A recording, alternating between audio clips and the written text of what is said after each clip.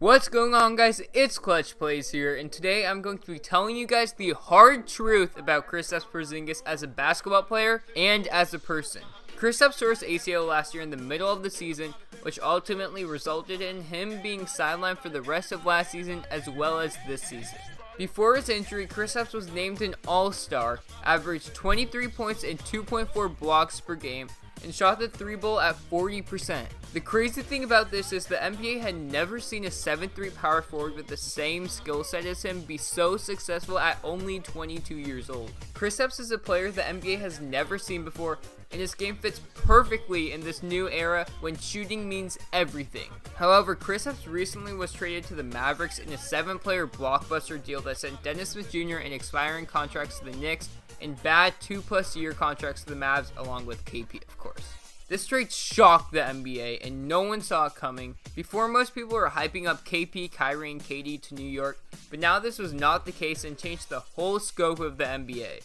Now the Mavericks might be able to have the best duo in the NBA in 3 to 4 years if Kristaps comes back healthy, and the Knicks could potentially make another blockbuster deal for a better power forward to get Anthony Davis. While this is all crazy, a lot of time has passed and a lot of information and stories have come out about Kristaps that have shown his true self, motives, and personality, so let's get right into the hard truth about Kristaps Porzingis. To start, once Kristaps was drafted by the Knicks, he was extremely happy because he actually preferred going to the Knicks because he loved the city and thought the organization was in a good spot, which is maybe the dumbest thing I've ever heard because Phil Jackson was the president, but whatever. Kristaps was overshadowed by Carmelo in his first years in the league, but once Melo was forced off the court and later off of the team by Phil Jackson, the Knicks were Kristaps' team. Kristaps was not happy about this because he despised what Phil Jackson was doing to the Knicks like any sane person would, so he skipped his exit interview and went back to Latvia. Phil Jackson was later fired, and the Knicks hired Scott Perry, an excellent, well-respected basketball executive, to pair alongside Steve Mills. This duo fixed the culture, coach, and everything else that made the Knicks a laughingstock, except maybe the team record, but that's understandable with the roster they have.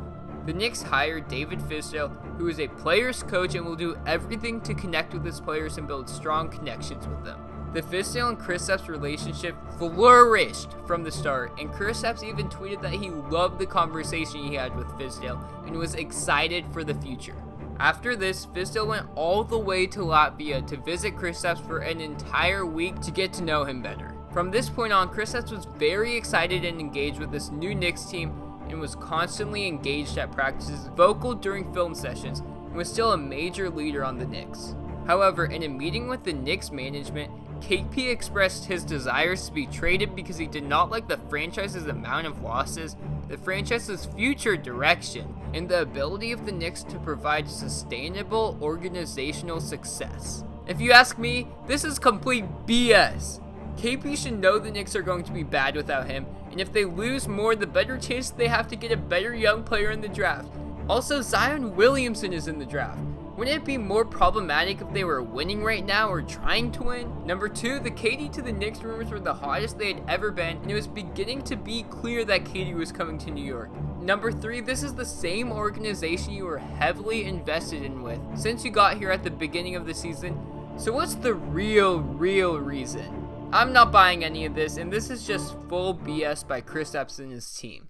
Well, shortly after the trade went through, Zach Lowe came out and said that KP was not psyched about playing with KD and wanted to be the face of the franchise. Now, this makes sense out of all the reasons said before, but was this really KP behind this, or was it the puppet master Kristaps Porzingis? Kristaps is KP's agent who controls literally everything he does. I mean everything. All jokes aside, he probably brushes his teeth for him and ties his shoes. Like, I'm not kidding, it's that bad. I've witnessed it being a Knicks fan for the past 3 years. Kristaps had a decent playing career in Europe, but wants to live his fame through his much more talented brother. Kristaps was not a big fan of this new management because they denied him a bigger role in the organization, which Kristaps wanted so badly. Kristaps is trying to get himself more fame by being known as the one who created Kristaps, and one way to do that is getting Kristaps even more famous. So the bigger Kristaps becomes, the bigger Kristaps gets.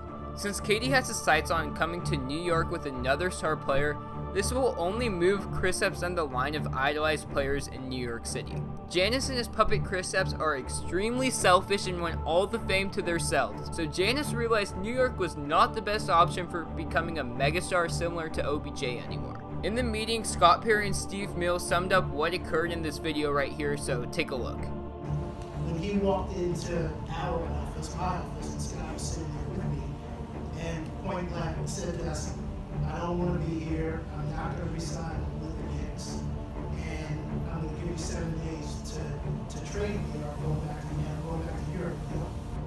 And if you guys are wondering, KP was told this by Giannis, who helped orchestrate this meeting, and KP gave the Knicks a list of 4 teams he would like to go to, which are the Clippers, Raptors, Nets, and Heat.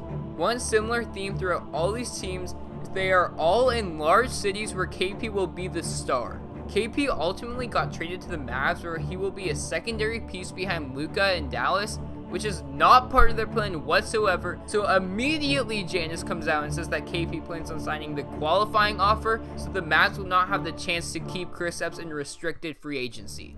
The crazy thing about this is KP is coming off a gruesome injury where he has a really good chance he won't get nearly as much money next year because he will not be the same player.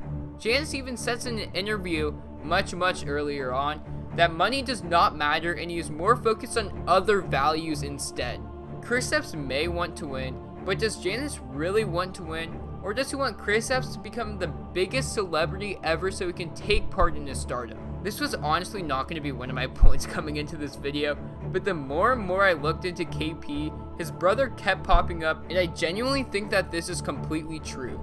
Even after following the Knicks for years, I already knew Giannis was shady, but after doing all this research, I finally feel like I understand his motives. So what we can really gather from this though, is that KP is run by his brother, who is extremely selfish and unloyal, so ultimately by default, so is KP.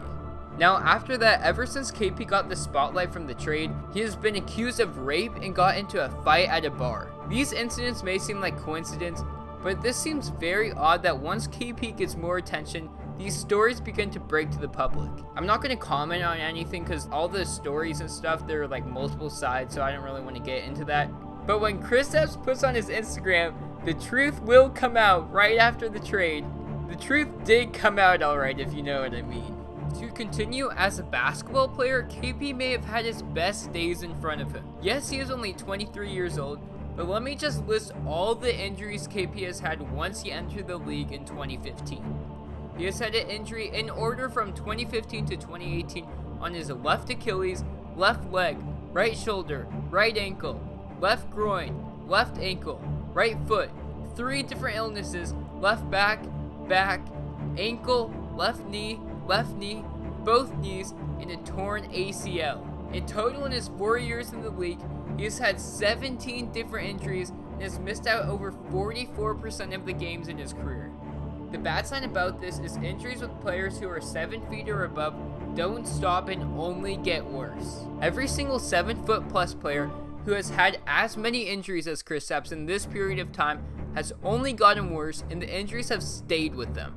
Some of the players who were not injured nearly as much but were still derailed by them were Yao Ming, who had to end his career due to foot injuries, Greg Oden, who never got a career because of injuries, and Sam Bowie, who was derailed by injuries. Other teams were also aware of this, as the Knicks couldn't even trade KP, the 2018 All-Star at only 23 years old right now, for De'Aaron Fox, Donovan Mitchell, or even a piece in the Anthony Davis trade. Kristaps had barely any value among other teams, but the Mavericks still took a flyer on a talented player who has had an injury-driven past, which seems incredibly hard to overcome. Hopefully from this video, you guys can see the truth behind Kristaps Porzingis, from his basketball career to his brother Giannis, who controls literally everything in his life. Tell me what you guys thought about this video, and if you agree with what I had to say.